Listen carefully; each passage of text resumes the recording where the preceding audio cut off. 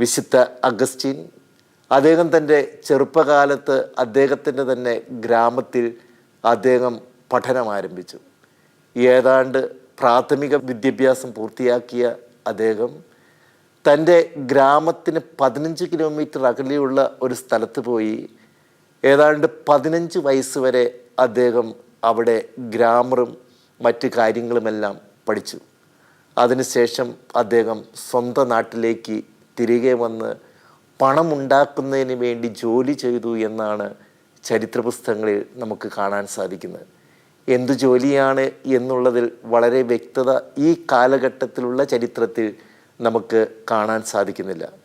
അവിടെ നിന്ന് അദ്ദേഹം കൂടുതൽ പഠിക്കുന്നതിന് വേണ്ടി ആഫ്രിക്കയുടെ തന്നെ മറ്റൊരു കാർത്തേജിലേക്ക് പോകുന്നതിന് വേണ്ടി അദ്ദേഹം ശ്രമിച്ചു. അവിടെ പോകുന്നതിന് മുൻപായി അമ്മ അദ്ദേഹത്തെ വളരെയേറെ ഉപദേശിക്കുന്നുണ്ട്. മകനെ, ധാർമ്മിക ജീവിതത്തിൽ നീ വളരെയേറെ ഉത്തരവാദിത്തമുള്ളവനായിരിക്കണമെന്നും അതുപോലെ തന്നെ അവൻ സ്ത്രീകളോടുള്ള പെരുമാറ്റത്തിൽ സൂക്ഷ്മത പാലിക്കണമെന്നുമൊക്കെ ശുദ്ധത പാലിക്കണമെന്നുമൊക്കെ അമ്മ മകനെ ഉപദേശിക്കുന്നുണ്ട്.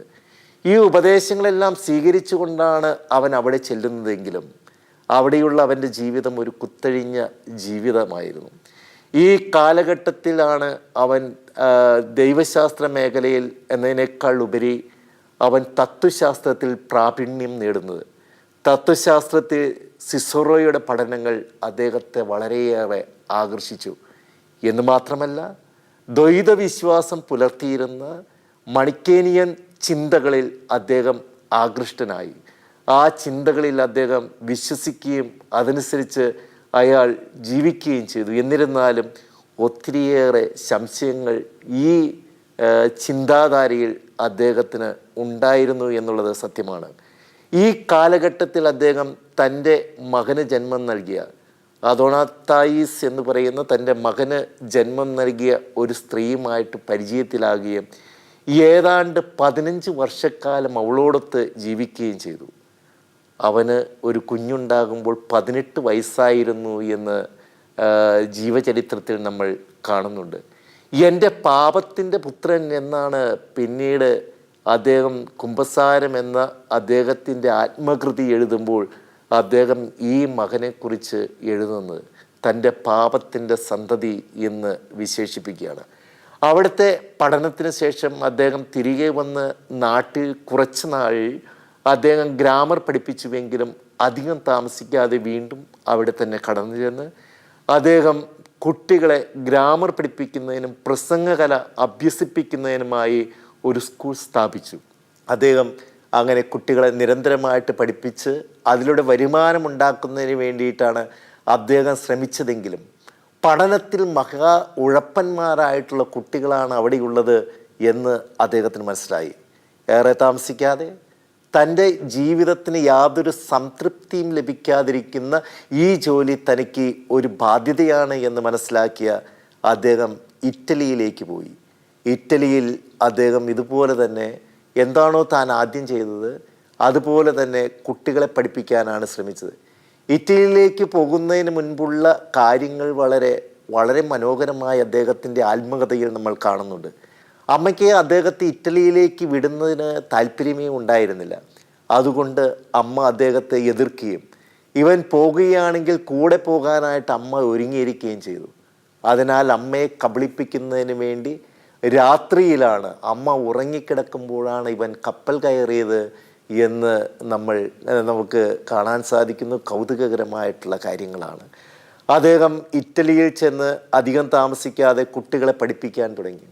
അവിടെയുള്ള കുട്ടികൾ വളരെ ഉത്സാഹപൂർവം അവനെ ശ്രവിക്കുകയും അവർ ഈ ഗ്രാമറുകളെല്ലാം പഠിക്കുകയും മാത്രമല്ല പ്രസംഗകലയിൽ അതീവ താല്പര്യത്തോടുകൂടി ഈ കുട്ടികൾ ക്ലാസ്സിൽ പങ്കെടുക്കുകയും ചെയ്യുന്നത് അദ്ദേഹത്തിന് വളരെയേറെ സന്തോഷകരമായിരുന്നുവെങ്കിലും ഈ കുട്ടികൾ അവർ പണം നൽകാതെ പലപ്പോഴും മുങ്ങുന്നത് അദ്ദേഹത്തിനെ സംബന്ധിച്ചിടത്തോളം സാമ്പത്തികമായിട്ടുള്ള വലിയ ബുദ്ധിമുട്ടുകൾക്ക് ഇടയാക്കി.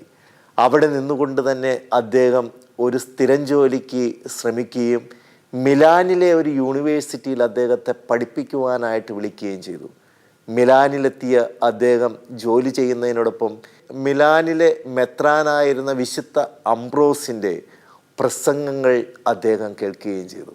അംബ്രോസിൻ്റെ പ്രസംഗങ്ങൾ വെറുതെ ശരീരത്തിൽ തട്ടിപ്പോകുന്ന ഒരു പ്രസംഗങ്ങളായിരുന്നില്ല അദ്ദേഹത്തെ സംബന്ധിച്ചോളം. ഭൗതികമായിട്ടുള്ള ബുദ്ധി ഉപയോഗിച്ച് ആത്മീയ കാര്യങ്ങളെ പുതിയൊരു നിർവചനത്തിൽ എത്തിച്ചേരിക്കുന്നതിന് വേണ്ടിയിട്ട് വിശുദ്ധ അംബ്രോസ് കാണിക്കുന്ന ആ കഴിവും അദ്ദേഹത്തിൻ്റെ വാക്ചാരിത്യവുമെല്ലാം വളരെയേറെ അഗസ്റ്റിൻ എന്ന ഈ മനുഷ്യനെ, ഈ ചെറുപ്പക്കാരനെ സ്വാധീനിച്ചു. ആ കാലഘട്ടത്തിൽ തന്നെ അദ്ദേഹം ഈ മണിക്കേനിയൻ ചിന്തകളെ പതുക്കെ പതുക്കെ കൈയൊഴിയാൻ തുടങ്ങി. മണിക്കേനിയൻ ചിന്തകളിലുള്ള തൻ്റെ സംശയങ്ങളെല്ലാം തീർക്കുന്നതിന് വേണ്ടി ആ മതത്തിൻ്റെ ഒരു മെത്രാനെ കണ്ടെത്തിയാൽ, അദ്ദേഹത്തിനോട് സംസാരിച്ചാൽ അതെല്ലാം തീരുമെന്ന് മനസ്സിലാക്കി അദ്ദേഹം ആ ഒരു മെത്രാനോട് സംസാരിക്കും. പക്ഷെ അത് വെറും ഒരു വാചക കസർത്ത് മാത്രമാണ് എന്ന് മനസ്സിലാക്കിക്കൊണ്ട് അതിൽ ഉൾക്കാമ്പുകളില്ല എന്ന് മനസ്സിലാക്കിയ തിരിച്ചറിവ് ലഭിച്ച അദ്ദേഹം ആ മതത്തെ ഏതാണ്ട് പരിപൂർണമായിട്ട് ഉപേക്ഷിച്ചു. ഏതാണ്ട് ഈ കാലഘട്ടത്തിൽ അദ്ദേഹത്തിൻ്റെ അമ്മ ആഫ്രിക്കയിൽ നിന്ന് മിലാനിലെത്തി തൻ്റെ മകനോടൊത്ത് വാസം തുടങ്ങി. ആ കാലഘട്ടത്തിലാണ്, ഏതാണ്ട് ആത്മീയതയിലേക്ക് കടന്നു വരുന്ന ഈ ഒരു കാലഘട്ടത്തിൽ അദ്ദേഹത്തിൻ്റെ ഒരു സുഹൃത്ത് അദ്ദേഹത്തിനെ കണ്ട് സംസാരിക്കുകയും ആ സുഹൃത്ത് ഈ അടുത്ത കാലഘട്ടങ്ങളിൽ അദ്ദേഹം വഹിച്ച ഒരു ആത്മീയ കൃതിയെ വിശുദ്ധ അഗസ്റ്റിനോസിന് പരിചയപ്പെടുത്തുകയും ചെയ്തു. ആ പുസ്തകം മറ്റൊന്നുമായിരുന്നില്ല, അത് താപസ ശ്രേഷ്ഠതയുടെ ഏറ്റവും മഹത്വ ഉദാഹരണമായി നിൽക്കുന്ന, മകുടോദാഹരണമായി നിൽക്കുന്ന മരുഭൂമിയിലെ വിശുദ്ധ അന്തോണീസിനെ കുറിച്ചുള്ള കൃതിയായിരുന്നു. അത് തൻ്റെ ജീവിതത്തിൽ ചെലുത്തിയ സ്വാധീനത്തെക്കുറിച്ച് പറഞ്ഞത് കേട്ട ഈ അഗസ്റ്റിൻ എന്ന യുവാവ് ഈ വിശുദ്ധൻ്റെ ജീവചരിത്രം വായിക്കുന്നതിന് വളരെയേറെ ആഗ്രഹിക്കുകയും ആത്മീയതയിലേക്ക് അത് പതുക്കെ പതുക്കെ അവനെ ആത്മീയതയിലേക്ക് നയിക്കുകയും ചെയ്തുകൊണ്ടിരുന്നു. ഈ കാലഘട്ടത്തിൽ അമ്മ മകനെ ഉപദേശിച്ചു കൊണ്ടിരുന്നു. അമ്മ മകനോട് തൻ്റെ പാപത്തിൻ്റെ ഫലമായി താൻ കൂടെ താമസിക്കുന്ന ഈ സ്ത്രീയെ ഉപേക്ഷിക്കാൻ നിരന്തരം ഉപദേശിച്ചതിൻ്റെ ഫലമായി വിശുദ്ധ അഗസ്റ്റിൻ 15 വർഷം നീണ്ടുനിന്ന ആ പെൺകുട്ടിയുമായിട്ടുള്ള ബന്ധം പാടെ ഉപേക്ഷിച്ചു. ആ പെൺകുട്ടി പിന്നീട് ആഫ്രിക്കയിലെ ഏതോ ഒരു കോൺവെൻറ്റിൽ അഭയം തേടി എന്നാണ് ചരിത്രങ്ങളിൽ നമുക്ക് കാണാൻ സാധിക്കുന്നത്. അതിനുശേഷം അഗസ്റ്റിൻ തൻ്റെ അമ്മ തനിക്ക് വേണ്ടി തിരഞ്ഞെടുത്ത പ്രതിശ്രുത വധുവായ ഒരു പെൺകുട്ടിയെ കല്യാണം കഴിക്കാൻ തീരുമാനിച്ചു. എന്നാൽ ആ പെൺകുട്ടിക്ക് കേവലം 10 വയസ്സേ ആയിട്ടുള്ളൂ. 2 വർഷം കൂടി, വിവാഹത്തിന് വേണ്ടി 2 വർഷം കൂടി കാത്തിരിക്കണമെന്നുള്ളതിനാൽ അദ്ദേഹം ഈ 2 വർഷക്കാലം ഏതാണ്ട് പാപത്തിൻ്റെ കാലഘട്ടത്തിൽ മറ്റ് സ്ത്രീകളെയൊക്കെ തേടിപ്പോയതായി അദ്ദേഹത്തിൻ്റെ കുമ്പസാരം എന്ന കൃതിയിൽ അദ്ദേഹം തന്നെ ഏറ്റുപറയുന്നു. അദ്ദേഹത്തിൻ്റെ ആസക്തി നിറഞ്ഞ ജീവിതത്തെക്കുറിച്ച് അദ്ദേഹം തന്നെ വളരെയേറെ വേവലാതിപ്പെടുന്നതായിട്ടും ദൈവത്തിനോട് മാപ്പപേക്ഷിക്കുന്നതായിട്ടും ഈ കുമ്പസാരം എന്ന പുസ്തകത്തിൽ എത്ര മനോഹരമായിട്ടാണ് വിശുദ്ധ അഗസ്റ്റിൻ വിവരിക്കുന്നത്. അങ്ങനെ ഈ പുസ്തകങ്ങളെല്ലാം വായിച്ച ആത്മീയതയിലേക്ക് പതുക്കെ പതുക്കെ തിരിഞ്ഞ അദ്ദേഹം നിരന്തരം തൻ്റെ ചെവിട്ടിൽ മുഴങ്ങുന്ന ഒരു സ്വരം ശ്രവിച്ചു: എടുത്തു വായിക്കുക. എന്താണ് എടുത്തു വായിക്കാനുള്ളത്? അദ്ദേഹത്തിന് ഇത് വലിയ ഒരു ചിന്തയായി മാറി. എപ്പോഴും തൻ്റെ കാതിൽ മുഴങ്ങുന്ന ഒരു ശബ്ദം: എടുത്തു വായിക്കുക. അങ്ങനെ അദ്ദേഹം തൻ്റെ മുറിയിലേക്ക് കയറിയപ്പോൾ ഒരു ബൈബിൾ തുറന്നു വെച്ചിരിക്കുന്നത് കണ്ടു. ആരാണ് ആ ബൈബിൾ തുറന്നു വെച്ചിരിക്കുന്നത് അദ്ദേഹത്തിന് അറിവില്ലായിരുന്നു, അദ്ദേഹത്തിൻ്റെ ഓർമ്മയിലേയില്ല. അങ്ങനെ അദ്ദേഹം ആദ്യമേ വായിക്കുന്ന വിശുദ്ധ പൗലോസ്ലീഗയുടെ ലേഖന സമാഹാരത്തിൽ നിന്നാണ്. അദ്ദേഹം ആദ്യമേ വായിക്കുന്നു റോമാക്കാർക്ക് എഴുതിയ, വിശുദ്ധ പൗലോസ്ലീഗ റോമാക്കാർക്ക് എഴുതിയ ലേഖനം 13-ാമത്തെ അധ്യായം 12 മുതൽ 14 വരെയുള്ള തിരുവചനങ്ങളാണ്. അതിൽ അദ്ദേഹം വായിച്ചു: ഇതാ രാത്രി അസ്തമിക്കാറായി, പകൽ ആരംഭിക്കുന്നു. അതിനാൽ അന്ധകാരത്തിൻ്റെ പ്രവൃത്തികൾ ഉപേക്ഷിക്കുക. പകലിൻ്റെ ആയുധങ്ങൾ നമുക്കറിയാം: സുഖലോലുപത, വിഷയാസക്തി, മദ്യപാനം എന്നിവ ഉപേക്ഷിക്കുക. ക്രിസ്തുവിനെ, സർവോപരി ക്രിസ്തുവിനെ ധരിക്കുക. നമ്മുടെ ശരീരത്തെ മലിനപ്പെടുത്തുന്ന ശാരീരികമായിട്ടുള്ള പ്രവൃത്തികളിൽ ശ്രദ്ധ ചെലുത്തരുത് എന്ന വചനം അദ്ദേഹത്തിൽ വളരെയേറെ ആഴത്തിലുള്ള ചിന്തകൾ നൽകുക മാത്രമല്ല വലിയ പരിവർത്തനമുണ്ടാക്കുകയും ചെയ്തു. ക്രമേണ അദ്ദേഹം തൻ്റെ ജോലി തന്നെ ഉപേക്ഷിച്ചു. പ്രസംഗകല അഭ്യസിപ്പിക്കുന്ന ജോലി അദ്ദേഹം ഉപേക്ഷിച്ചു. മാത്രമല്ല, താൻ വിവാഹം കഴിക്കാൻ പോകുന്ന 12 വയസ്സുള്ള പെൺകുട്ടിയെ വിവാഹം കഴിക്കണമെന്ന് തീരുമാനിച്ചിരുന്ന ആ ഒരു ചിന്തയ്ക്കും അദ്ദേഹം മാറ്റം വരുത്തി. അപ്പോഴേക്കും ഏറെക്കുറെ രോഗബാധിതനായ, ആരോഗ്യം വളരെയേറെ നശിച്ചുകൊണ്ടിരുന്ന ഈ അഗസ്റ്റിൻ തൻ്റെ അമ്മയോടൊത്ത് ഇറ്റലിയിൽ നിന്നും ഏതാണ്ട് 45, താൻ താമസിക്കുന്ന സ്ഥലത്ത് നിന്നും ഏതാണ്ട് 45 കിലോമീറ്റർ അപ്പുറത്തുള്ള തൻ്റെ സുഹൃത്തിൻ്റെ ഒരു സ്ഥലത്ത് അദ്ദേഹത്തിൻ്റെ ഒരു വിശ്രമ സങ്കേതത്തിൽ അദ്ദേഹം കുറേ നാൾ താമസിച്ചു. അവിടെ അയാൾ എഴുത്തും വായനവുമായി ദൈവിക ചിന്തയുമായി ജീവിച്ചു. അവിടെ തൻ്റെ സുഹൃത്തുമായിട്ട് നിരന്തരം അദ്ദേഹം ഈ ആത്മീയ കാര്യങ്ങളിൽ ഒരു സംവാദം നടത്തുക പതിവായിരുന്നു. ഇത് കേട്ടെഴുതിയിരിക്കുന്ന ഒരു പുസ്തകം ഇന്ന് നമുക്കുണ്ട്. സംവാദം എന്ന പേരിൽ ആത്മീയ കാര്യങ്ങളെക്കുറിച്ച് വളരെയേറെ ചർച്ച ചെയ്യുന്ന ഈ പുസ്തകം വളരെയേറെ മനോഹരമാണ്. അങ്ങനെ അദ്ദേഹം ഇറ്റലിയിൽ നിന്ന്, ആ വസതിയിൽ നിന്ന് ഏതാണ്ട് ഇറ്റലിയിലേക്ക് തിരികെ വരികയും ആ കാലഘട്ടത്തിൽ അദ്ദേഹത്തിൻ്റെ അമ്മ മരിക്കുകയും ചെയ്തു. അമ്മയെക്കുറിച്ച് ഒത്തിരിയേറെ അദ്ദേഹം പ്രതിപാദിക്കുന്നുണ്ട്. അദ്ദേഹത്തിൻ്റെ ജീവിതം തന്നെ അമ്മയായിരുന്നല്ലോ. അമ്മയെ ആശ്രയിച്ചുള്ളവരല്ലെങ്കിൽ അമ്മയുടെ വിശുദ്ധി ഒത്തിരിയേറെ സ്വാധീനിച്ചിട്ടുള്ള ഒരു പുണ്യവാനാണല്ലോ. അപ്പോൾ വിശുദ്ധ അഗസ്റ്റിൻ പിന്നീട് അവിടെ നിന്ന് തൻ്റെ നാട്ടിലേക്ക്, ഈജിപ്തിലേക്ക്, ആഫ്രിക്കയിലേക്ക് തിരികെ പോയി. തിരികെ അവിടെ എത്തിയ അദ്ദേഹം തൻ്റെ സ്വത്തെല്ലാം വിറ്റ് അത് പാവങ്ങൾക്ക് വേണ്ടി പങ്കുവെച്ചു കൊടുത്തു. അദ്ദേഹം തൻ്റെ സുഹൃത്തും ചേർന്ന് സമാന മനസ്കരായ ഏതാനും ആളുകളുമൊത്ത് ഒരു സന്യാസ ജീവിതം ആരംഭിച്ചു. നോക്കണം, ഇവിടെ വെച്ച് അദ്ദേഹത്തിന് അന്തോണീസിൻ്റെ ജീവചരിത്രം വല്ലാതെ ആകർഷിച്ചിട്ടുണ്ട്. അതിൽ നിന്നാകാം അദ്ദേഹം ഈ സന്യാസ ജീവിതം ആരംഭിക്കുന്നത്. അങ്ങനെ ഈ താപസ ജീവിതത്തിൽ അദ്ദേഹത്തിൻ്റെ ദർശനങ്ങളിൽ ഊന്നിയ താപസ ജീവിതം അദ്ദേഹം നയിച്ചു കൊണ്ടിരിക്കുമ്പോൾ അവിടുത്തെ സ്ഥലത്തെ ബിഷപ്പിന് അദ്ദേഹത്തിന് ഒരു അനുയായിയെ ആവശ്യമായിരുന്നതിനാൽ, അദ്ദേഹത്തിന് അവിടെ ശുശ്രൂഷ ചെയ്യാൻ ഒരു പുരോഹിതനെ ആവശ്യമായിരുന്നതിനാൽ പിതാവ് ഈ വിശുദ്ധ അഗസ്റ്റിനെ വിളിച്ച് അദ്ദേഹത്തിന് പട്ടം നൽകി. ഇത് ജനത്തിന് വളരെയേറെ സന്തോഷകരമായിരുന്നു. പിന്നീട് ഈ പിതാവ് രോഗബാധിതനായപ്പോൾ ജനം ഒന്നടങ്കം ജനത്തിൻ്റെ താല്പര്യം കൂടി ഏറ്റെടുത്ത് പിതാവ് അദ്ദേഹത്തെ സ്ഥലത്തെ മെത്രാനാക്കി മാറ്റി. അങ്ങനെ ഈ വിശുദ്ധ അഗസ്റ്റിനോസ് പുണ്യാളൻ അദ്ദേഹം സ്ഥലത്തെ മെത്രാനായി തൻ്റെ ശിഷ്ടകാലം മുഴുവൻ ദൈവജനത്തിന് വേണ്ടി അദ്ദേഹം ചെലവഴിച്ചു. സ്ഥലത്തെ മെത്രാനായതിനു ശേഷവും അദ്ദേഹത്തിന് ഒത്തിരിയേറെ പ്രശ്നങ്ങളെ നേരിടേണ്ടി വന്നത് അദ്ദേഹത്തിൻ്റെ തത്വസംഹിതയിലുള്ള, അദ്ദേഹത്തിൻ്റെ പഠനങ്ങളിലും തത്വസംഹിതയിലുമുള്ള വ്യതിയാനങ്ങൾ ധാരാളം അദ്ദേഹത്തിന് നേരിടേണ്ടി വന്നു. മണിക്കേനിയൻ ചിന്തകളുമായിട്ട് അദ്ദേഹത്തിന് ഏറ്റുമുട്ടേണ്ടി വന്നു. അദ്ദേഹവുമായിട്ട് ഏറ്റുമുട്ടിയ മണിക്കേനിയൻ പ്രതിനിധി അവിടെ നിന്ന്, ആഫ്രിക്കയിൽ നിന്ന് തന്നെ ഒളിച്ചോടിയതായിട്ട് നമ്മൾ കാണുന്നുണ്ട്. അത്രയേറെ ശക്തമായിരുന്നു അദ്ദേഹത്തിൻ്റെ വാദപ്രതിവാദങ്ങൾ. അദ്ദേഹത്തിന് നേരിടേണ്ടി വന്ന മറ്റൊരു പാഷണ്ഡത എന്ന് പറയുന്നത് ഡൊണാറ്റിലിസം എന്ന് പറയുന്ന ഒരു ചിന്താധാരയായിരുന്നു. ആ ചിന്ത എന്ന് പറയുന്നത് അത് റോമൻ ചക്രവർത്തിയായിരുന്ന ഡയക്ലീഷ്യൻ ചക്രവർത്തി, അയാൾ ക്രിസ്ത്യാനികളെ ഒത്തിരിയേറെ മർദ്ദിച്ച, ക്രിസ്ത്യാനികളെ ഒത്തിരിയേറെ പീഡിപ്പിച്ച ചക്രവർത്തിയാണ്.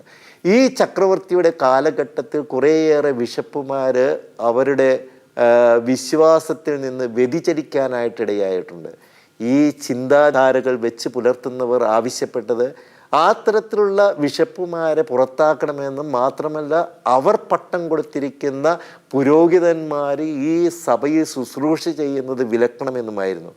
അതിനെതിരെ ശക്തമായിട്ട് വിശുദ്ധ അഗസ്റ്റിനോസ് പുണ്യാളൻ പോരാടുന്നതെല്ലാം ചരിത്രത്തിൽ നമ്മൾ കാണുന്നുണ്ട്. എന്തായിരുന്നാലും പിന്നീട് റോമിൻ്റെ സഹായത്തോടു കൂടി ഈ അഗസ്റ്റിനോസ് പുണ്യാളൻ്റെ വാദഗതങ്ങളെയൊക്കെ സഭ അംഗീകരിക്കുന്നതായി നമ്മൾ കാണുന്നു. വീണ്ടും അദ്ദേഹത്തിന് ഒത്തിരിയേറെ ഭൗതികമായിട്ടുള്ള മേഖലകളിൽ ഒത്തിരിയേറെ ശത്രുക്കളുണ്ടായതായി നമ്മൾ കാണുന്നു. അതിൽ മറ്റൊന്നാണ് പെലേജിയസം എന്ന് പറയുന്ന ഒരു ചിന്താധാര. പെലേജിയൻ എന്ന് പറയുന്ന ഒരു പുരോഹിതൻ, അദ്ദേഹം ഈ വിശുദ്ധ അഗസ്റ്റിനോസ് പുണ്യാളൻ്റെ പഠനങ്ങളെ തള്ളിക്കളയുന്ന, അല്ലെങ്കിൽ ജന്മപാപമില്ല എന്ന് പറയുന്ന, അത് ഓരോ മനുഷ്യൻ്റെയും പാപത്തിന് അവൻ തന്നെയാണ് ഉത്തരവാദി എന്ന് പറയുന്ന ഒരു ചിന്താധാര, അതിനെയും ശക്തിയുക്തം നിരാകരിക്കുന്നതിന് വേണ്ടി വളരെയേറെ സത്യവിശ്വാസത്തിന് വേണ്ടി വളരെയേറെ പോരാടുന്ന ഒരു വ്യക്തിയായിട്ട് വിശുദ്ധ അഗസ്റ്റിനോസ് പുണ്യാളനെ നമ്മൾ കാണുന്നു. അങ്ങനെ വിശ്വാസ സംരക്ഷണത്തിന് വേണ്ടി ജീവിതം മുഴുവൻ ബലിയർപ്പിച്ച ഒരുപക്ഷെ കത്തോലിക്ക സഭയിൽ ഒരു ബുദ്ധി രാക്ഷസനെന്ന് നമുക്ക് വിശേഷിപ്പിക്കാവുന്ന, ഏത് പ്രശ്നങ്ങളെയും അതിജീവിക്കുവാൻ കഴിവുള്ള, അതേസമയം തന്നെ താൻ പഠിച്ച തത്വചിന്തകൾ വെച്ചുകൊണ്ട് തന്നെ അതിനെല്ലാം ഉത്തരം കണ്ടെത്തുവാൻ കഴിയുന്ന ഒരു വലിയ പണ്ഡിതനായി അദ്ദേഹം മാറി. അദ്ദേഹത്തിൻ്റെ അവസാന കാലഘട്ടത്തെക്കുറിച്ച് പറയുന്നു, ഈ വിശുദ്ധൻ എപ്പോഴും തൻ്റെ പഴയ ജീവിതത്തെക്കുറിച്ച് പശ്ചാത്തപിച്ച് തൻ്റെ പഴയ ജീവിതത്തെക്കുറിച്ച് ഒത്തിരിയേറെ വേദനയോടുകൂടി ഓർത്തിരുന്ന പുണ്യവാനാണ്. അദ്ദേഹത്തിൻ്റെ അവസാന കാലഘട്ടത്തിൽ താൻ കാണുന്ന അത്രയും ദൂരത്ത് വെച്ച് താൻ കാണുന്ന പ്രകാരം ഈ വിശുദ്ധൻ ദാവീദിൻ്റെ പാപസങ്കീർത്തനങ്ങൾ എഴുതിയിട്ടിരുന്നു. അതെപ്പോഴും ഓർമ്മിക്കുന്നതിനും വായിക്കുന്നതിനും വേണ്ടി അത് ഉരുവിട്ടിരുന്നു എന്നാണ് ചരിത്രത്തിൽ നിന്ന് നമുക്ക് കാണാൻ കഴിയുന്നത്. അദ്ദേഹം പറയുന്ന, ഒരു ക്രിസ്ത്യാനി എന്തുകൊണ്ടാണ് ദുഃഖിതനാകുന്നത്? ഒരു ക്രിസ്ത്യാനി ദുഃഖിതനാകുന്നതിന് ഒരൊറ്റ കാരണമേ ഉള്ളൂ. കാരണം അദ്ദേഹം തൻ്റെ വരും കാലത്തെക്കുറിച്ച്, ലോകത്തെക്കുറിച്ച് ചിന്തയില്ലാത്തത് കൊണ്ടാണ് ഏതൊരു ക്രിസ്ത്യാനിയും ദുഃഖിതനായിരിക്കുന്നത്. വരും ലോകത്തെക്കുറിച്ച് ചിന്തയുള്ള ഒരു ക്രിസ്ത്യാനിയും ദുഃഖിതനായിരിക്കില്ല എന്ന് അദ്ദേഹം അവസാന കാലഘട്ടങ്ങളിൽ പറയുമ്പോൾ അദ്ദേഹത്തിൻ്റെ സ്വർഗരാജ്യത്തെക്കുറിച്ചുള്ള ദർശനമാണ് നമുക്കിവിടെ വെളിപ്പെടുത്തി തരുന്നത്.